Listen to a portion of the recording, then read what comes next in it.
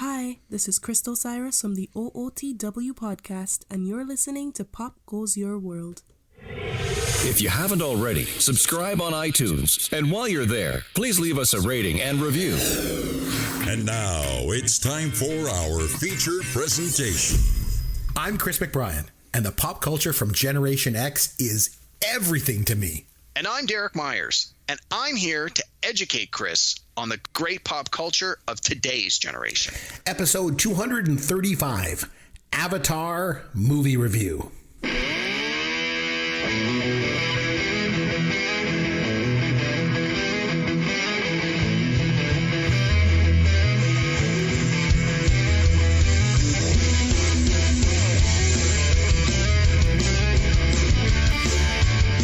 Chris McBrien along with Derek Myers, and this is Pop Goes Your World, the pop culture podcast for the generations. Now, this week, Derek had me watch Avatar, and I'd never seen it. Surprise, surprise.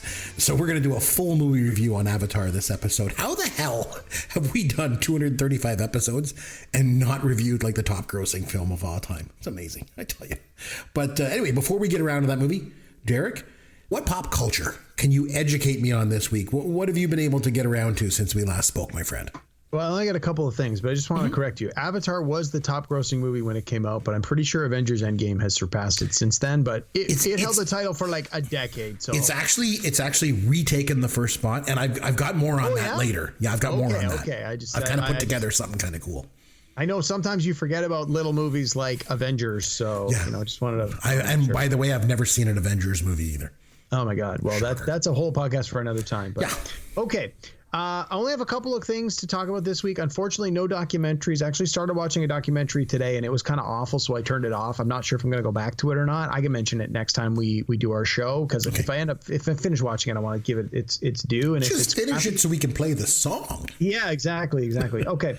I mentioned over the past couple of episodes that I've been pouring through episodes of 30 Rock. I finally finished the entire run of the show. It's fantastic. It is absolutely fantastic. If you are not a fan of this show, if you have never watched this show, if you were like me and you didn't watch it when it was on TV, and you can find it on one of your streaming services, I strongly recommend you give this show a legitimate shot. It is amazing. And I have never really been a huge Alec Baldwin fan. I mean, he's okay. He's done a lot of stuff. He's been in things I've liked, and he's had his ups and downs. But after watching this movie, I am now a full-on Alec Baldwin fan. He was fantastic. I mean, the character he plays just was amazing. He did a great job. And Tina Fey, you can't say enough good things about this woman. The show is her brainchild. She wrote a whole bunch of the episodes. I think she wrote almost every episode in the first season. I think she even got a chance to direct some of these. She was certainly the producer on most, if not all, of the show. Like, double thumbs up for Tina Fey for this show. And one of the things I really liked about this was in the last couple of seasons, they actually did live episodes, because most of the cast came from Saturday Night Live. Mm-hmm. So they were used to doing live shows. And Alec Baldwin has been like one of their all-time, most common guest hosts. So he's been on, so many times, right? And of course, when they did the live episodes, they had a lot of SNL alumnus come in as guest stars for those episodes.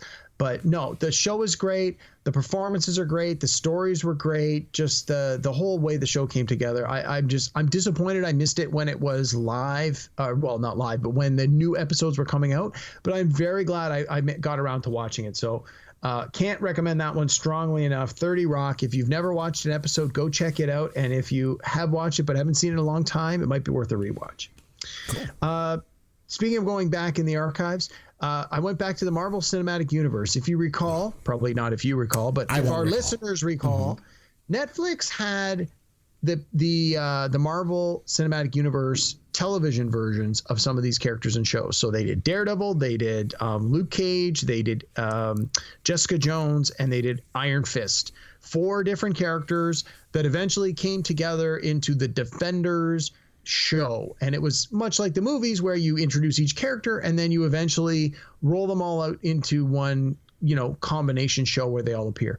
And Daredevil, being the first one, has had the most episodes. So I watched Daredevil season 1, loved it. Watched Daredevil season 2, loved it. never got around to Daredevil season 3, and honestly don't really remember why. So this week I decided I'm going to go back and revisit Daredevil season 3, in part because I heard that they are going to be doing a Daredevil season 4 or possibly a Daredevil feature film. And the actor who plays Daredevil is still signed on to do these. So I thought, you know what, I'm going to go back and give it a try. I'm about halfway through and it is great. And I, again, don't know how I didn't just keep on top of this when it first came out. It's no longer on Netflix. They are now all on Disney Plus. But I'm halfway through Daredevil season 3 and I am really enjoying it. Now, in all fairness, I am a Daredevil fan. I read the comic books. I'm not recently, but in the 80s and 90s, I read the comics. And a lot of these TV shows pull from those older issues. So I kind of know where the story's going and I'm kind of familiar with some of the characters, but it's interesting to see how they put a modern spin on some of these stories that are 30 or 40 years old. But no, Daredevil season 3 on Disney Plus, loving it. Is he the blind guy? Yes. That's got to be really tough fighting crime when you're blind. Well, the whole idea is it's like he's like a bat where he's blind, but he has like this sonar radar sense. So he can still sort of quote unquote see, but he's not seeing visually. Like he can't read because he can't see like what's on a printed page, or he can't see photographs. So he can't probably like, do read Braille, off of a monitor. though. Yeah, of course. And but anyway, and then the third and final one I want to talk about tonight is I had a chance to watch a newer movie. My wife and I decided that we went on the Cineplex app and decided to rent a home viewing of the recent film Bullet Train starring Brad Pitt. It came out in the theaters a couple of months back. We actually both wanted to see it in the theaters and just never got around to it. And now it's available on home video. It only cost us like $7. So we're like, yep, for $7, let's do it. It was awesome. We loved it. And when you rent it online, you have it for 48 hours. So we actually watched it the one night and then we watched it again the next night. And it's like, yeah, let's watch this again. So we definitely got our money's worth. It was a lot of fun. It was a good action movie. It was, it had a lot of performers that you sort of go, oh, I think I know that guy from something.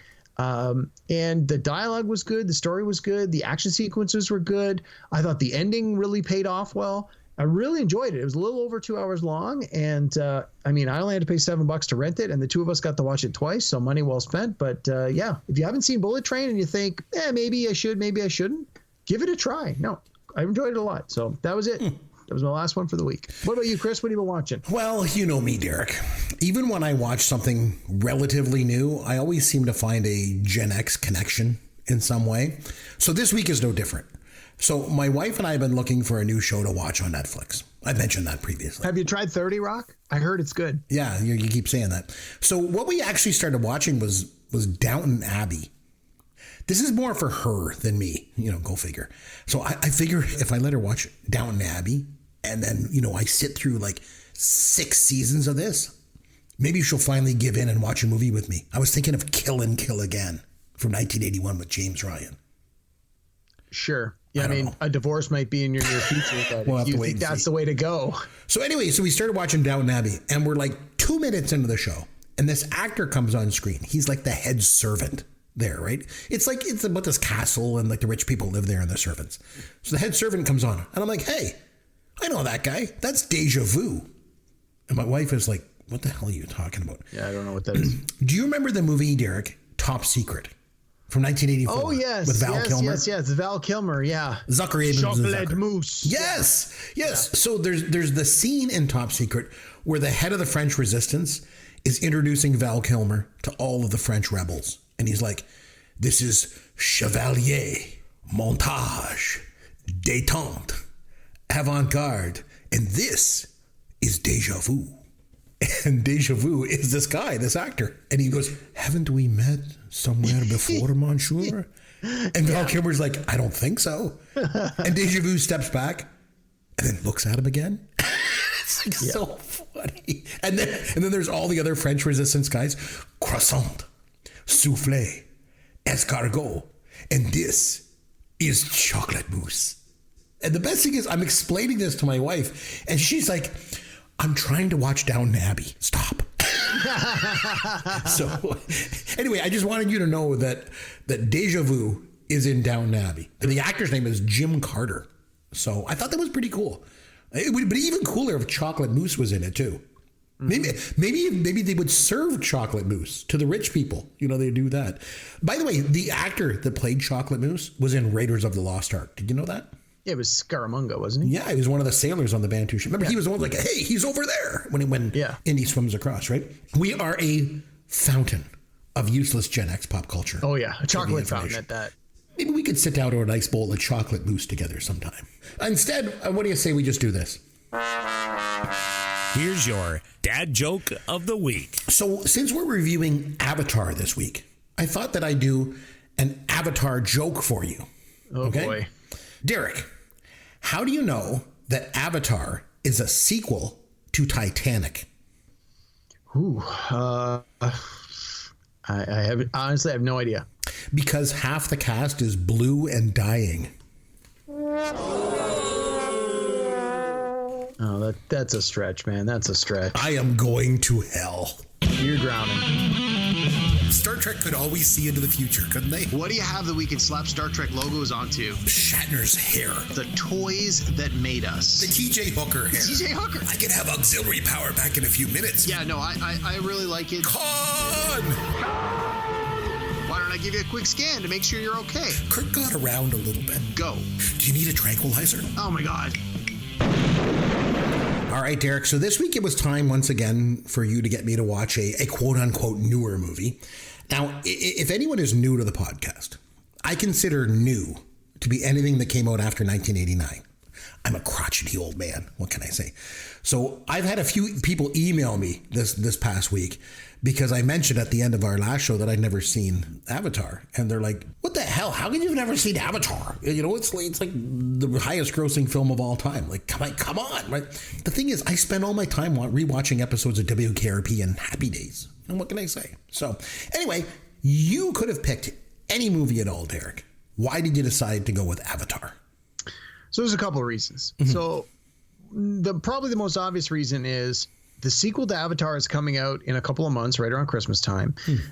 This movie was recently re-released in theaters. Now, I didn't have a chance to go back and watch it in the theater. I wanted to. I just didn't have an opportunity to do so. And if it's still playing in theaters now, honestly, I haven't looked it up. I may actually still try to get in to see it in the theaters before Christmas, even though I just watched it again this week, because there's just so much with this movie that is a visual spectacle. That's one thing about James Cameron, I think we'll all agree on, is he knows how to make an entertainment movie. He knows how to really, use special effects to their maximum effect and really just show you something you've never, ever seen before. And that's the beauty of filmmaking. So that was a big part of it. But the other part of it is, from time to time, I like to revisit epics. Like we do a lot of 80s comedies on this. We do a lot of just sort of fun movies, light movies, things that are more movies than films.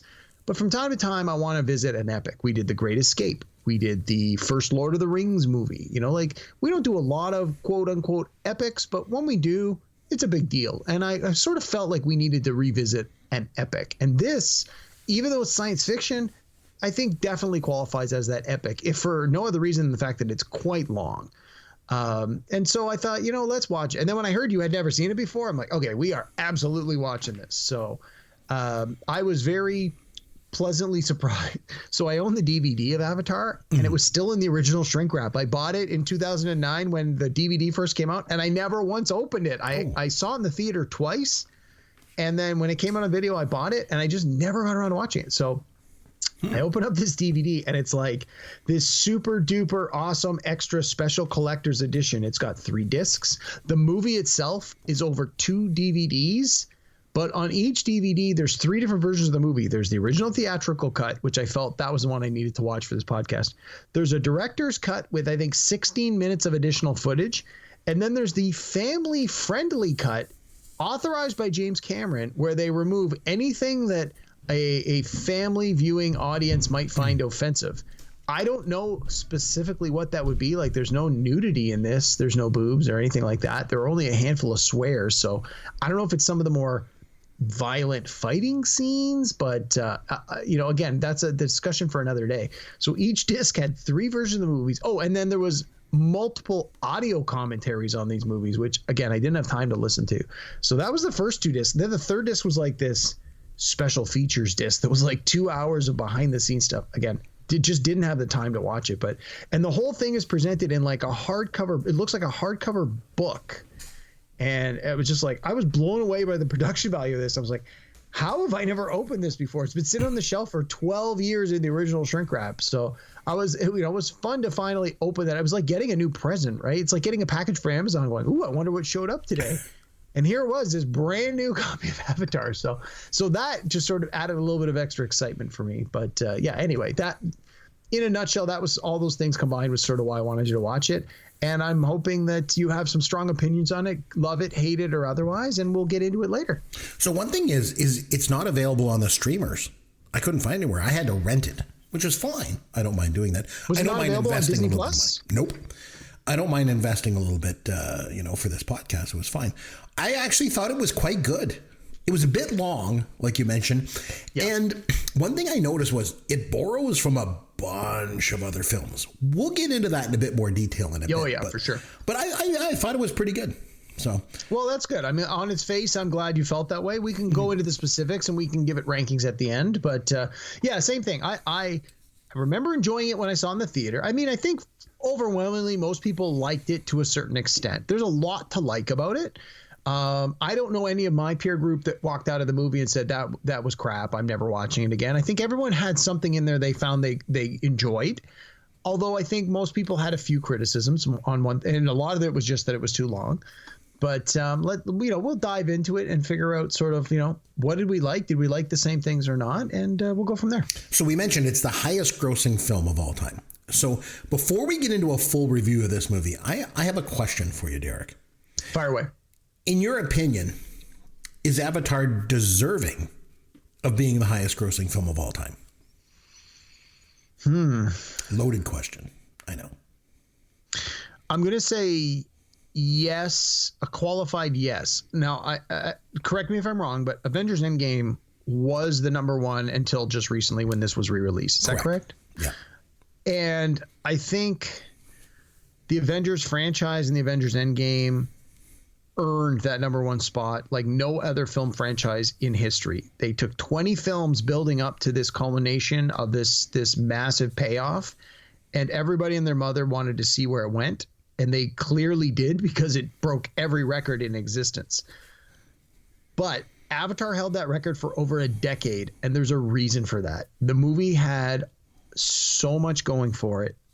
In part, I think it's a great movie, but I think just Cameron knows what he's doing when it comes to entertainment value. And, love or hate the Marvel Cinematic Universe, I think a movie like this that's I don't want to say standalone because I know they're coming out with a sequel, but the idea that originally this was just a standalone feature, this was an original franchise. It didn't come from a comic book. It didn't come from a novel. It was just James Cameron's imagination. Like the fact that could be the number one movie in existence just blows my mind. So yes, I do believe that it absolutely has earned the number one and deserves the number one for those reasons.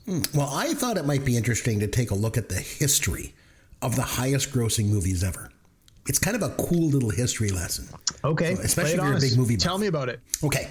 So it all started back in 1915 with Birth of a Nation. It was the highest grossing film at the time, and it held the title for almost a quarter century until a little movie called Gone with the Wind came along in 1939.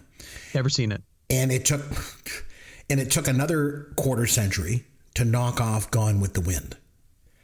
Derek, before we get into the rest of the titles, any guesses as to which 1965 movie took over as the highest grossing film of all time by passing Gone with the Wind? I was going to say The Godfather, but I think that was the 70s. So if you said 65? 1965. I'm guessing it was probably a musical. But I'm blanking on what it might be. Chitty Chitty Bang Bang? I don't know. No, you were right. It was The Sound of Music. The Sound of Music in 1965 took over as the highest grossing film of all time. Didn't last long because in 1971, Gone with the Wind was re-released. So it retook the top spot. Okay. And then a year later, The Godfather came out in 1972. That became the highest grossing film until Jaws in 1975. Then Jaws was dethroned by Star Wars in 1977, which was then passed by E.T. in 1982 as the highest grossing film of all time, which lasted just a little over 10 years because Jurassic Park in 1993 became the highest grossing film of all time. I love that Spielberg surpassed himself. Yep. And then in 1997, if you remember, George Lucas re-released the Star Wars special edition. Yes. So Star I saw Wars them in the theater. Definitely went back to see those. I did too. And Star Wars in 1997 retook the #1 spot as the highest grossing film of all time. But later that year, it was passed by Titanic, which came out in 1997. And then Avatar in 2009 beat Titanic. So like Spielberg beat himself Cameron beating himself. Nice. And then like you mentioned, Avengers Endgame in 2019 took the #1 spot. And then Avatar in 2021 was re-released in China and then again in North America just recently. So Avatar is back in #1 spot. So that's a little history lesson of all the highest. That's a pretty substantial list. Yeah, it's pretty cool. And it's something I've never really sat down and looked at before. No, it's an interesting exercise. Yeah. That would be an interesting like university course to go back and watch all of those movies and then study sort of like, well, what did they do that made them a phenomenon to the point where it surpassed whatever was before it? So of all those films, and now that you know them all, do you still think Avatar should be the #1 highest grossing film of all time? If you adjust for inflation, Gone with the Wind is still #1. I was going to say, yeah. It sold more tickets than any other film in history. But if you look back on that list, you still think Avatar would be #1? Yeah, given where we are now, I think that's fair. Again, I mean, don't get me wrong. I love Star Wars. I love E.T.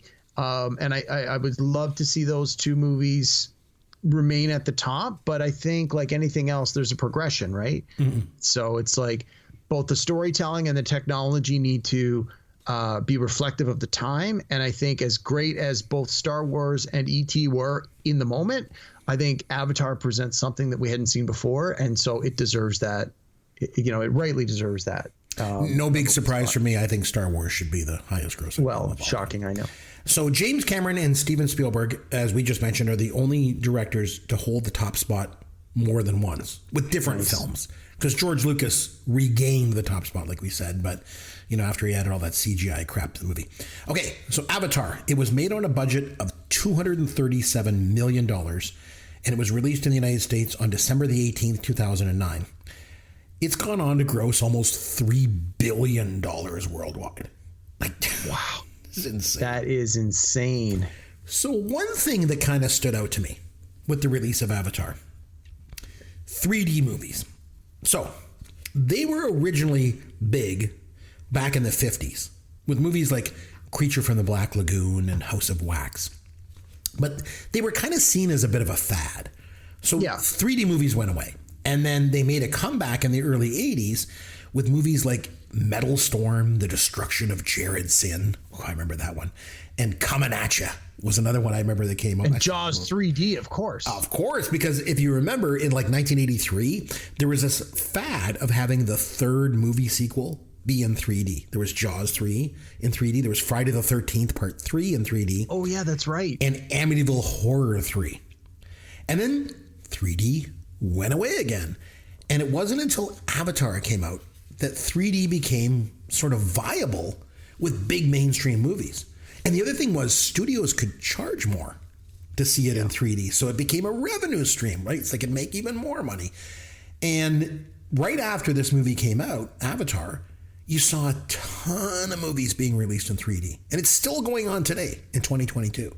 Well, remember they also had like 3D TVs you could buy for your home entertainment system. Yes, that's right. I don't know if they still do that, but it was definitely a thing for a while. Now, honestly, I wear glasses. I have issues with my eyes, and I have since I was a little kid. And 3D technology has never once ever worked for me, just because my depth perception is all messed up. Even with my prescription glasses, 3D has never ever worked for me. So it's a phenomenon that I have just never been able to participate in, and just think is bonkers. But I know a lot of people that swear by it, and a lot of the Avengers movies and the Marvel movies have been 3D or have had parts in 3D, and whenever we've gone to the theaters, like when a new movie comes out, my friend's like, "Oh, we're gonna go see this together." I'm like, "Great!" And they're like, "We got tickets to see it in 3D." I'm like, "Well, you guys have fun with it. I'm going to the showing in 30 minutes in the regular theater."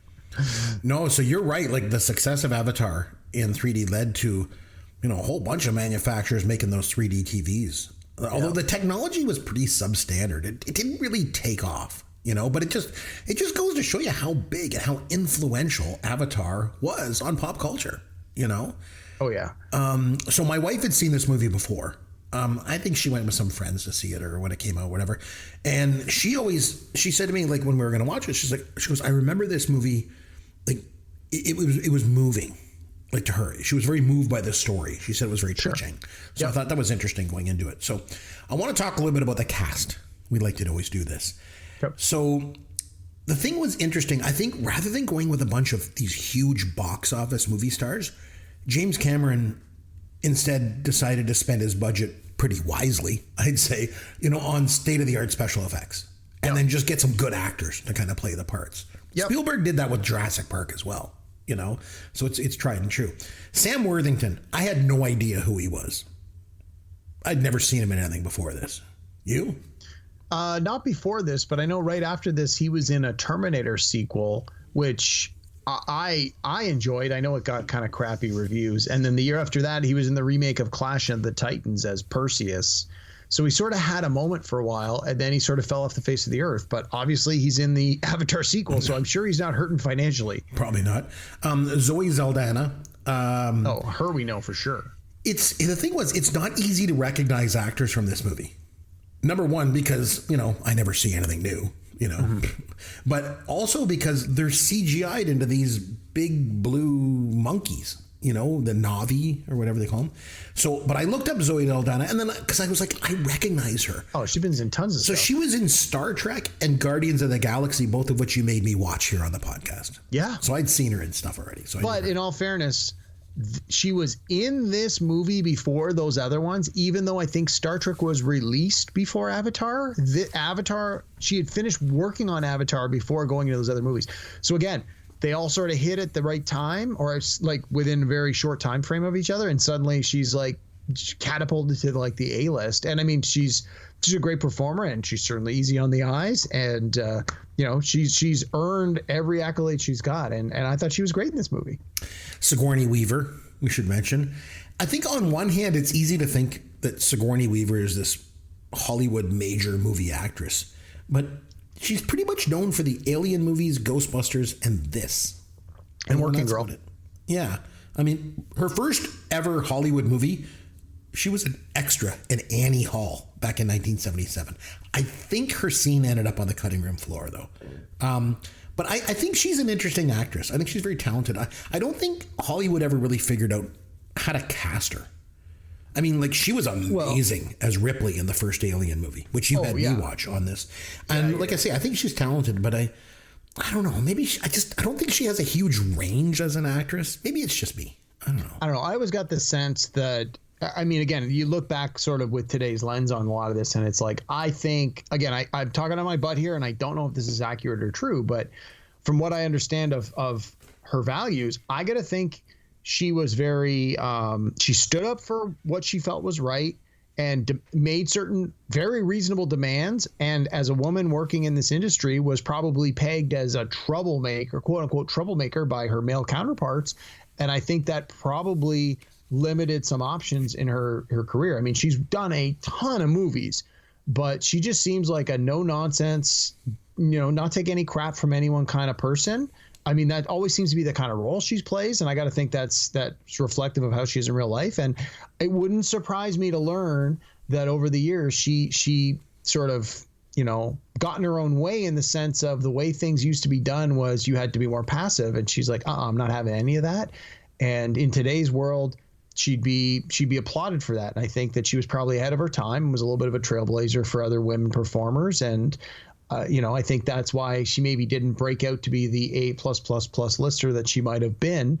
And instead you see her in 4 Alien movies, 4 Ghostbusters movies, 4 Ghostbusters movies. I think she was in all of them. She was in a really funny movie called Dave with Kevin Kline, which was really good. And she was in Galaxy Quest, which I don't know. Did we do Galaxy Quest on this podcast? No, I think you did it on Cinema 9 podcast. And again, that's right. Yeah. And again, that Galaxy Quest being sort of a wink of the Star Trek franchise. Mm-hmm. So, I mean, she's definitely had some memorable roles, some bigger roles that people remember her for. But like, you look at her IMDb and it says like she's been in over 100 movies as a performer. So it's like she's worked consistently, and she's great. I love her. I'm happy whenever I see her in a movie. I'm like, okay, you're getting you're getting something good out of this. So. Yeah, I mean, she really played that tough kind of role in Alien. Yeah.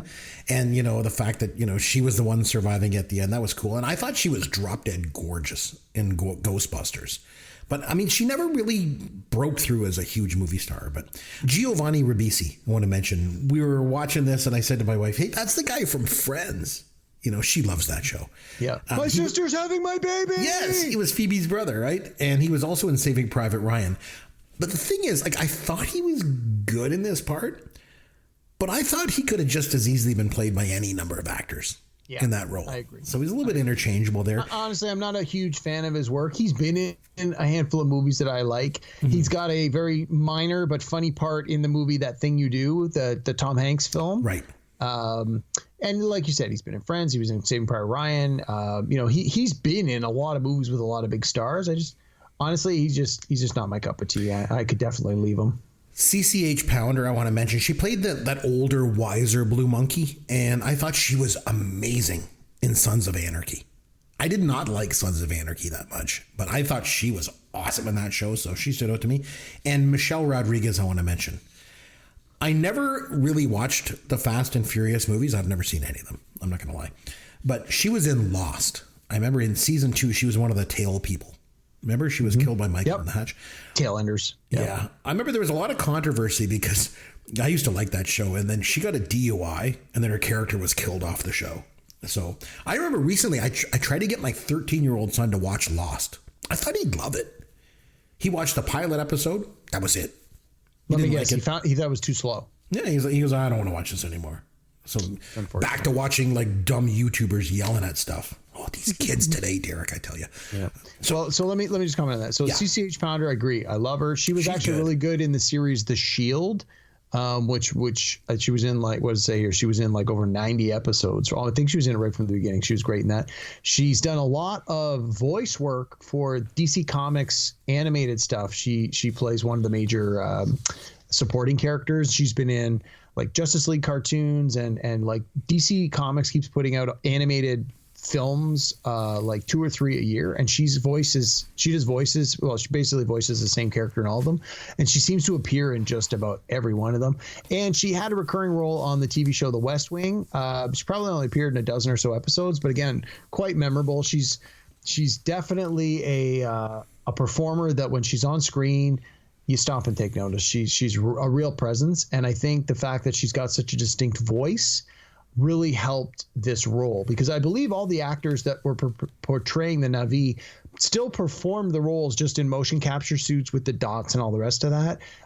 So I got to think that she actually performed the character she was in, but her voice brings a certain amount of gravitas to it that really, like, when she's speaking, there's no nonsense going on. So, and kind of like I touched base on before, this movie is not about the cast. It's about the CGI, right? Absolutely. And you know me. I hate CGI. I think most of it just looks awful. But let me ask you this. Yep.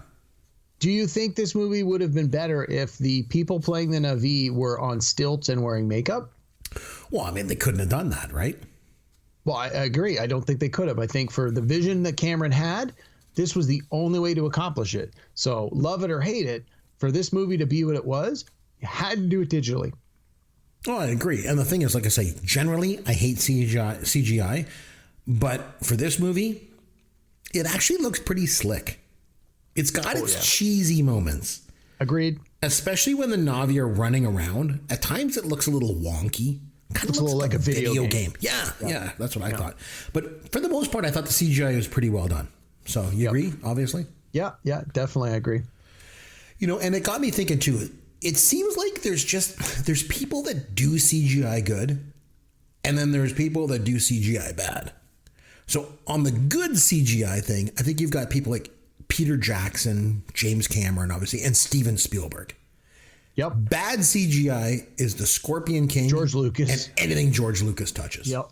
So, but one other thing too, the scenes where the human version of Jack Sully, where he's getting in and out of the hibernation chamber, and he doesn't have use of his legs because he's paraplegic, and his legs look all kind of weak and anemic. Yeah. And I don't know if that was CGI. If it was really well done, because there's times where he's touching his knees and grabbing his legs, and they look like they've been atrophied. Like they did a really good job of that, I thought. So. I think it was probably borrowing from the same technology they used for Forrest Gump with Lieutenant Dan, where he had no legs. Where it's again, I don't know, but I'm guessing that because this was 5, 6, 7 years after Forrest Gump, they probably just had his legs like wrapped in the green cloth, the blue cloth, whatever, and then so that way he could still like touch his legs, touch his knees, but they probably had those little dots, so they knew we're going to CGI in little withered legs, but in the scenes where he had to like actually touch and interact with his own legs, he was able to do it in a way that made the any sort of post-production special effects still make sense. But maybe you're right, maybe it was for real. I don't know. I just it looked his legs looked too withered to not be special effects, given that I know his legs really work. Mm-hmm. So I just wanted to say that Avatar, and I mentioned this before, this movie's borrowed from a ton of other movies. I'm not saying it's not original. Like it is, but it's borrowed from a hell of a lot of other movies. So I made a list of examples throughout the movie where it takes ideas from other films.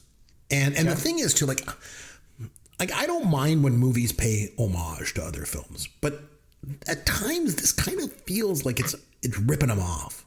I don't know. Maybe I'm wrong. So let's talk through these, okay? Sure. So the movie opens up with people waking up from hibernation while traveling through space.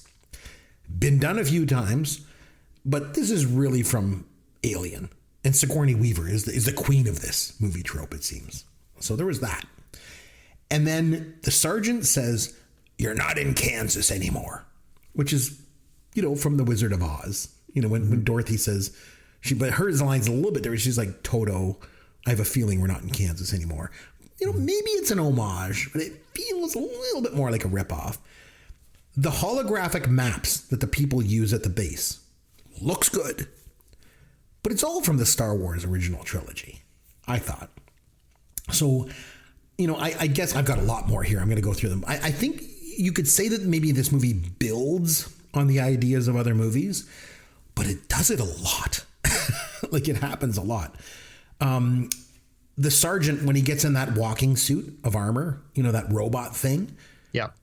I guess at least James Cameron borrowed from himself, because in Aliens, that's what they did, right? Yeah, the load lifter is clearly a precursor to this sort of military robot thing. Again, maybe I'm stretching, but this came to my mind. The scene where the female blue monkey, I can't remember her name, she's going to shoot Jack with the arrow, and this glowing jellyfish comes along. It's like the glowing jellyfish of peace. Yeah.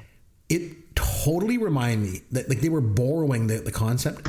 Remember those monks in The Man Who Would Be King? Remember you said you went back and watched it. Whenever those monks came on the scene, it's like everybody stopped. Yes. It was like peace. Yes. It just reminded me of that. I don't know. And I thought that the blue monkeys, the village and the trees reminded me of the Ewok village from Return of the Jedi. Oh yeah, that's fair. Totally reminded me of that. And the horses that they ride, the sound that those horses make is identical to the raptors in Jurassic Park. I mean, identical. Go back and listen to those horses. It is raptors, I'm telling you. And these islands that float in the air remind me of Bespin from The Empire Strikes Back. And they even mention the network of energy that flows through all living things. That's a ripoff of the Force from Star Wars. I even thought the big battle scene when they hit the tree and they blow it up and it comes crashing down totally reminded me of 9/11. I don't know if that was meant on purpose, but there's explosions, there's the fire, there's people trapped up in the tree, and then afterward, there's all this white dust. It's like ground zero. Mm-hmm. The scene where they're attacking the Na'vi and they're losing, and then out of nowhere, Michelle Rodriguez kind of comes blasting in from out of nowhere, reminding me of Han Solo in the Millennium Falcon during the trench battle. Okay. And then the last one I have is when the Na'vi are all chanting around the base of the tree. Totally reminds me of the Who's in Whoville in The Grinch. Remember when they Mahu Fore Da Hu Dore Welcome Christmas. That's what I thought. So there was a lot of stuff going on in this movie that I thought, man, they've plucked it from everywhere.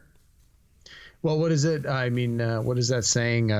As a writer, I hear this a lot. It's good authors borrow and great authors steal. Mm-hmm. I think that's sort of the same idea here. Is if someone has a good idea and you can leverage it to make your story better, why not?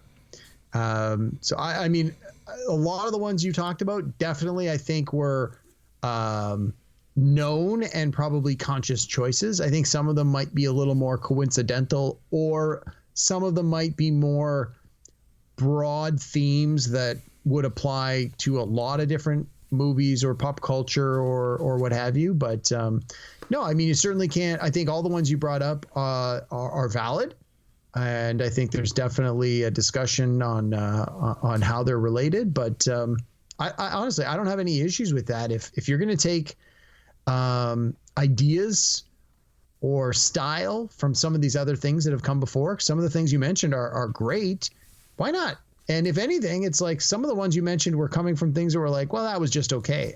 I think Cameron did a great job. So if you can take it from somewhere else and make it even better, then why not? Yeah, and that's why I said like he kind of builds on ideas at times. Mm-hmm. But in other cases, it feels like a bit of a rip-off. So every time that you nominate these newer films, I always have lots of questions for you. I have a whole bunch of questions for you here. It's been a decade since I've seen this, so I don't know if I'll be able to answer all your questions. But I mean, you watched it recently and you know it, I watched it yesterday. Yeah, I'm good. The name of the stuff that they want to mine from the planet, wasn't it called exploitium or something? Unobtainium. Unobtainium. It seemed like a little bit on the nose for me of a name. Apparently, and I've read a little bit about this, apparently unobtainium is sort of like, you know, when you're doing math equations and you solve for X, apparently unobtainium is in some fields of science, when you're trying to search for something, the placeholder you put in there is unobtainium, because it's so ridiculously on the nose. And then once you figure out whatever it is you want, you replace, just like with X. If I'm doing, 2 + 3 = X, eventually I realize X = 5 and I change X to 5. And that's the idea in science, is you solve for unobtainium, and once you figure out what it is, you change it. And I've heard two different things. I've heard that Cameron put unobtainium in as a placeholder in the script, and then nobody ever bothered to change it. But I've also heard that it was deliberately done for this exact kind of reason, that in science there is something called unobtainium, but it's supposed to be, this idea of the perfect find. Like, I'm solving for an equation that I may never solve in my life. We're just going to put unobtainium. And that was, again, I don't know if this is correct or not, but this is one of these things, is the idea that this mineral is just so amazing that they actually, in the world this movie exists in, they never bothered to come up with anything better, because it literally checked all the boxes of this unobtainable, perfect thing that had never, ever been recorded before. So, I mean, either way, I'm good with it. You're right. It's a little on the nose, and I think it would have been nice for them to just, you've already created a whole alien race and alien language and alien landscape, all these plants and creatures. Like, why stop there? All you need to do is name one more thing. Name the stupid mineral. So I can go either way on that one. I have some questions about the Na'vi for you, Derek. Okay. How do they speak English? Are they taking like Rosetta Stone language lessons on Pandora? I couldn't figure that out. How do they speak English? So they had talked early in the movie about how Sigourney Weaver's character and that team of scientists years earlier had basically used their avatar bodies to interact with these aliens, and for whatever reason there had been a falling out, and they hadn't been able to sort of go back to the tribe. And so when Sully shows up, he's the one that's able to sort of bridge that gap. And so it's sort of talked about in the sort of preamble of the movie at the beginning, that they had created a school where they were able, much like missionaries, where they had gone to the Na'vi, they had built these schools, taught them English, tried to teach them about what human culture was like, so that there could potentially one day be a diplomatic solution where when the miners showed up and said, we want this unobtainium, there was a diplomatic way to make everybody happy without any violence.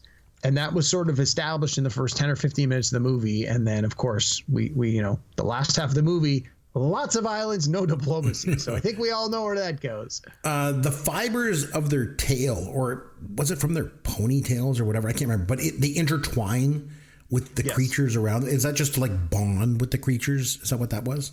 Yeah, it seemed to be like you bond with them, you get like a telepathic connection kind of thing. And again, that I think you just sort of more take it on faith. They say, they sort of use this high level language of, oh, this is a special sacred bond. It's like, okay, fine. I already accept that you're a 9-foot tall blue alien.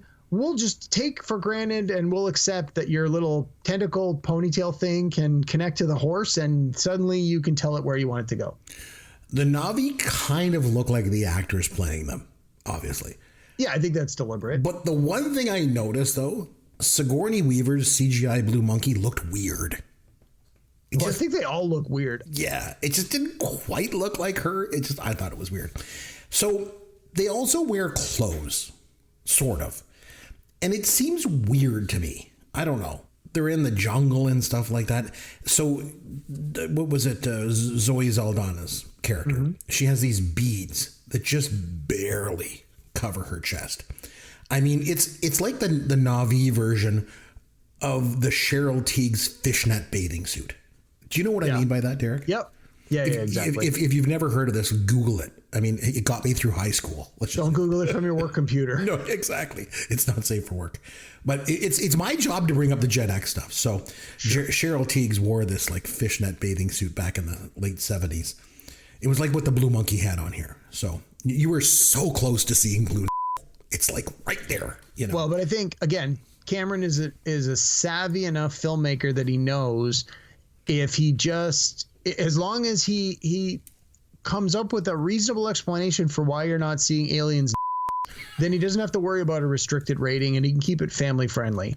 Same thing, you never see their butts and you never see like they're all wearing loincloths and they're wearing jewelry or something over the top to cover their chests if they're female. It's like, I'm okay with that. I've watched movies long enough and television long enough to know that it seems silly in practicality, but from a television audience point of view, movie audience point of view, I'm fine with it. I just accept that we're not going to see anything. And honestly, they're blue aliens. Who cares if you see it or not? Another thing that kind of stood out to me, and we've talked about this before, is how the bad guys don't think that they're the bad guys, right? And the same is going on here. Or at least they justify their evil actions so they can sleep at night, whatever it is. But there's the scene where that evil sergeant, and let's be honest, like he's totally a bad guy, right? He uses all this language to justify his action, even though it's all because he calls the blue monkeys hostiles. They're just defending themselves against attack that they never provoked, right? Yep. And then when they go in to blow up that giant tree to get the exploiting, what is it? Unobtainium. Unobtainium. And he's like, we will fight terror with terror. Like, even though it's the humans the ones doing the terrorizing here, right? Yeah. I mean, the blue monkeys, they're just trying to defend themselves and their land and just trying not to get killed. But that's what bad guys do, right? They always try to justify their actions by making stuff up about their perceived enemies, Yeah, and I think you can very fairly say that the broad strokes of this movie are very much in line with the American settlers settling the west of the U.S., where they're displacing the people who were there originally, who the Native Americans who were there never had a beef with them. And then it's like, hey, we showed up. We want your land. And it's like, well, of course I'm going to defend my land. And even to the point with the Na'vi, it's like they use traditional, quote unquote, cowboys and Indian style weapons. It's like they're using bow and arrows. They're using daggers. Like they don't have firearms. They don't have explosives. They're depicted as being like very in touch with nature, which very much leans on the traditions of the Native Americans. Again, I'm not an expert in that area. I just know what I've seen through pop culture and read and studied online. But, it's clear that that's where this is leaning on or where this is taking inspiration from. But again, it's being done to the nth degree where it's so over the top that, to your point, the guy who's the colonel with the scar on his face, he is clearly the bad guy. Like he is just so gung-ho, go forward, do the thing. There's no reasoning with him. It's like he is going to do it come hell or high water, and that's it. And if like one of the podcasts I listen to, they always ask, they're like, do you think this movie could be remade as a 10-episode Netflix? It's like, if this was remade as a 10 or 12 episode prestige TV, you would probably have some of these main characters, they wouldn't be so extreme. They'd be a little more subtle, and you get more of their backstory. Well, why are they here, and what's motivating them, and all that stuff. But in a 2-hour movie, or in this case, almost a 3-hour movie, you got to hit that right on the head, right out of the gate. Bam! I'm a military guy. I'm here to kill the bad guys and get the stuff and get paid and follow orders. It's like, okay, well, as the audience, now I know who to cheer against. So, and it's not just about like manipulating the Na'vi to get what they want. This guy, this sergeant guy, you know, this is a tactic for him, because remember he manipulates Jack, because he's like, I'll help you get your legs back. You know, we get back to Earth. Yeah, right. He's totally just saying that to get Jack to do what he wants. He's just playing on the guy's weaknesses to exploit him. You know, bad guys suck. Bad guys, man, they suck. I want to talk a little bit about video games. You mentioned video games. I think it's interesting. I know you're not a big gamer at all, like me. I'm not a big gamer either. I like 80s video games, like Dragon's Lair and Matmania and stuff. But like those home video console games, the first-person shooter stuff, I've never even played those, you know. I have a pretty good idea what they're all about. I mean, I've seen, you know, video and pictures, Derek. But at times I felt like a lot of what was going on in this movie felt like a video game, like Halo or that sort of crap. Am I right, or am I off base on that?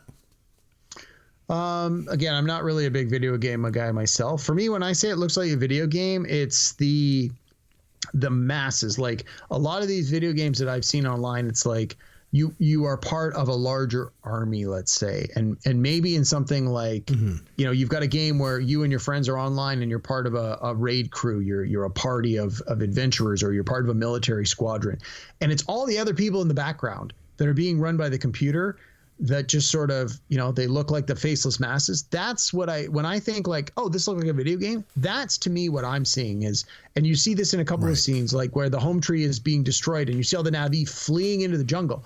To me, it's like they all basically look the same, partly because we're seeing it from far enough away that you can just get a sense of the numbers. Oh, there's hundreds of them running away. You have to be far away for that shot to work.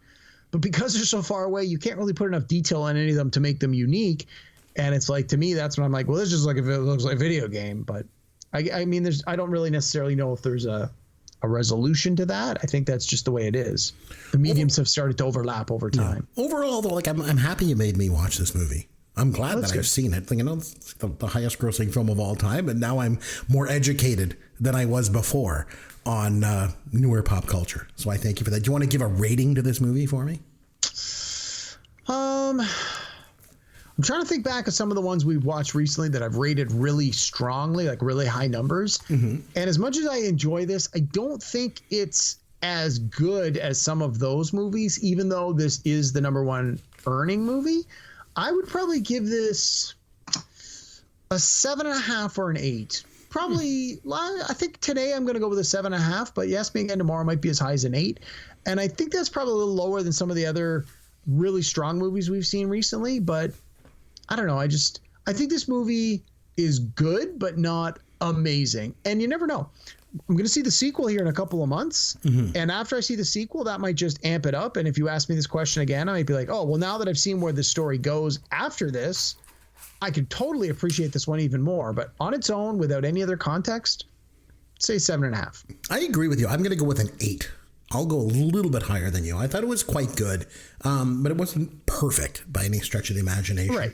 And not worthy of the highest grossing film of all time. That's Star Wars. Well, I don't know about that. But I think, to your point, because of the advancements with technology, and because we are, well, at least I am a savvy movie watcher, as we move forward and as technology improves, you start to get a little more critical of older technology, which maybe at the time seemed amazing.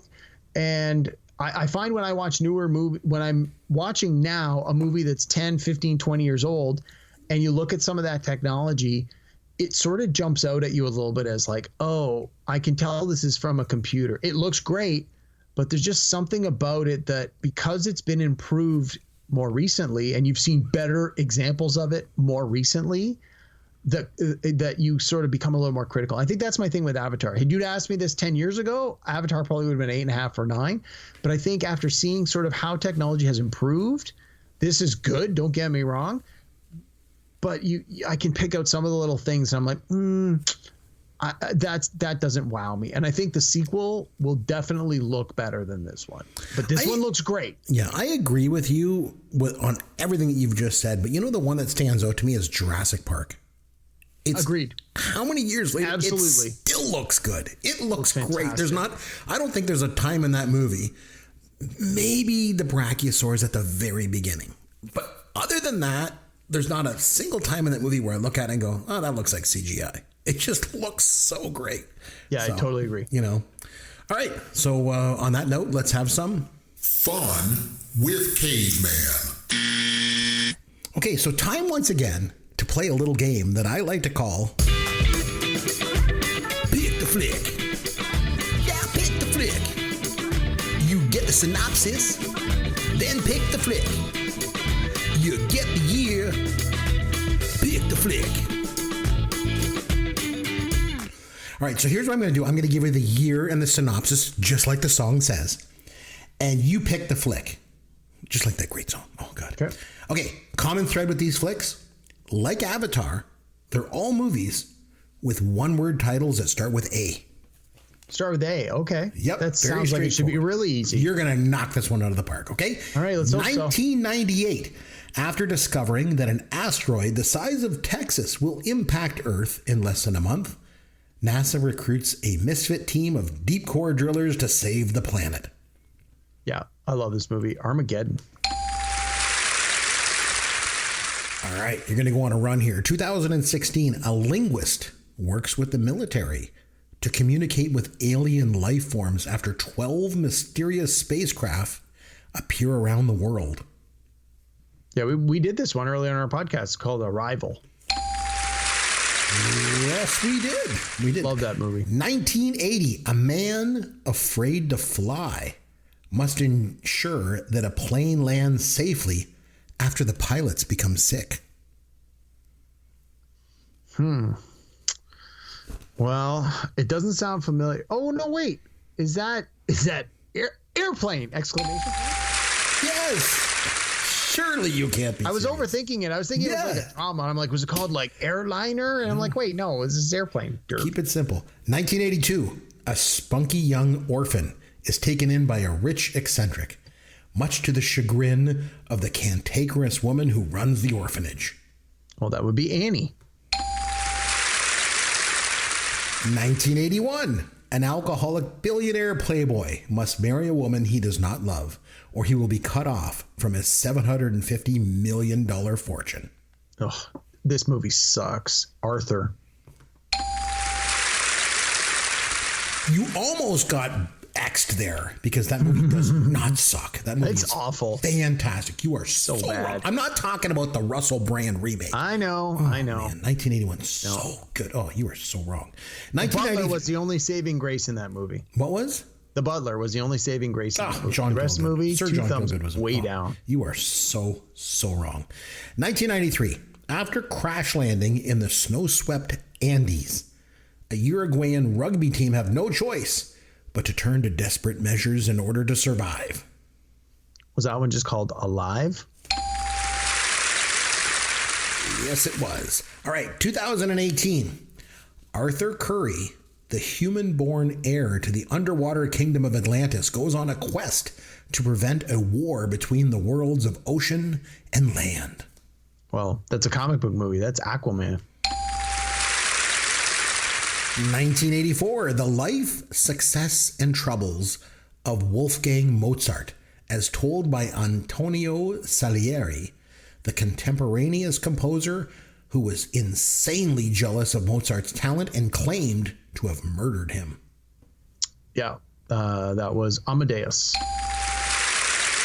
Yeah, surprisingly, one of Yancey's favorite movies of all time, believe it or not. I haven't seen it in a while, but I did like it when I saw it last. Quite good. Been quite Tom Hulse from Animal House was another one.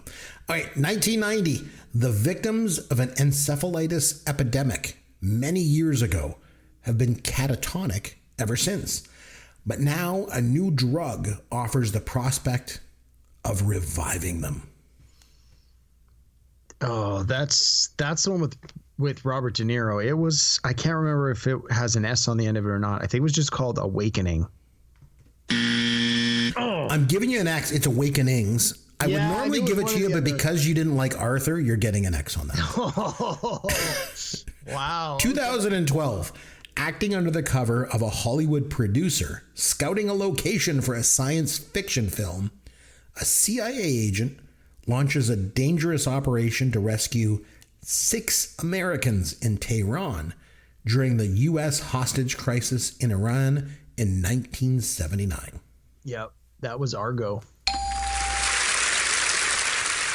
1989, the year I stopped watching movies. The spirit of a recently deceased expert pilot mentors a newer pilot while watching him fall in love with the girlfriend that he left behind. Oh, was that Spielberg? That was I can picture it's the airplane one. John Goodman's in it. It's called Always. Yes. I've never seen it, but I remember. Last one. Yep. You're doing really good. This one might sound a little bit familiar. Okay. Yep. 1980. A pet baby alligator is flushed down a toilet and survives in the city sewers. 12 years later, it grows to an enormous size thanks to a diet of discarded laboratory dogs injected with growth hormones. Now, humans have entered the menu. Yeah, this was on our trivia last week or the week before, wasn't it? Yep. Yeah. Is it not just called Alligator? That might be one of the best movie synopses of all time. I love the part about the dogs injected with growth hormones. So Chris, every week or two, I fire up the TV and I go to the TV guide and I go to the Turner Classic Movies channel. I just cycle through. Oh, nice. There's usually what's coming stuff on over the next couple of weeks. Yeah. Alligator and Alligator 2 back to back in a couple. Oh my God! So you're gonna watch Alligator from 1980? I think honestly, I think I set it up to record. Nice. So I went because we're coming into Halloween, so we're getting a lot of like monster movies and horror movies and stuff. Yeah. So it was either Turner Classic Movies or the 80s channel, but I think it was a Turner Classic Movies for some reason. So when we get off this pod, go to your PVR and fire up Turner Classic and roll across until you find it. I will definitely do that. Yeah. I will definitely do that. So you did good. You would have got them all if I would have given you Awakenings, but because you hated Arthur, I'm not going to give in. No, and I knew it was one or the other. And hey, sometimes one letter can make the difference. So next time we get together, we're going to be wrapping up the 1980s with our final pop culture fantasy draft, Derek. So the only year left from that decade that we have to draft from is 1987. So next time out, Derek, you and I are each going to draft a team from 1987, 3 movies, 3 TV shows, 3 songs, and a personal pick. You all ready? Nice. It's going to be great. I honestly was hoping we would end our 10 years of 80s drafts with 87.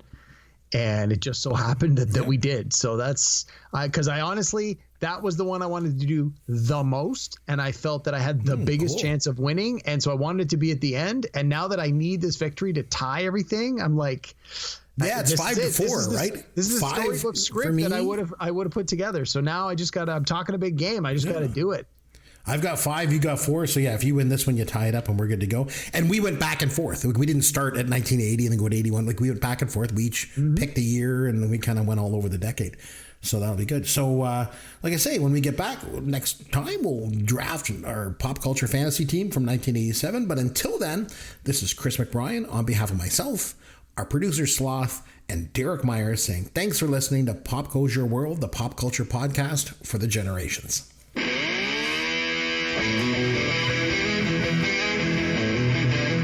Thanks for listening to Pop Goes Your World. You can contact Chris and Derek at popgoesyourworld.com. Please take a minute and review the podcast on iTunes or wherever you download and listen to the show.